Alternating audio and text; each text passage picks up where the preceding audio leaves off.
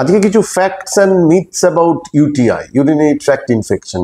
আমাদের একটা কমন ধারণা হচ্ছে বাইরে টয়লেট করলেই কিন্তু ইউটিআই হয়। এটা সম্পূর্ণ মিথ্যে কথা। ইউটিআই এর জন্য যে জীবাণুগুলো দায়ী, E. coli, Klebsiella, pseudomonas, Proteus etcetera, এগুলো আমাদের প্রত্যেকটা আমাদের নিজেদের শরীরে, আমাদের স্টামাকের মধ্যে আছে।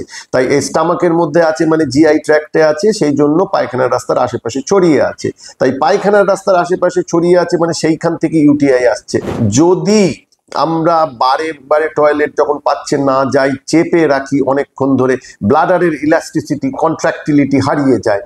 ওয়ার্কিং ফিমেলরা তারা কিন্তু ইউরিন করেন না, চেপে রাখেন কর্মস্থলে, সেই জন্য তাদের ব্লাডারের কন্ট্রাক্টিলিটি হারিয়ে যায়।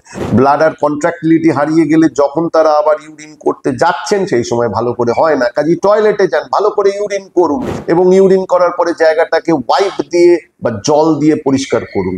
মিথ ভেঙে যাক।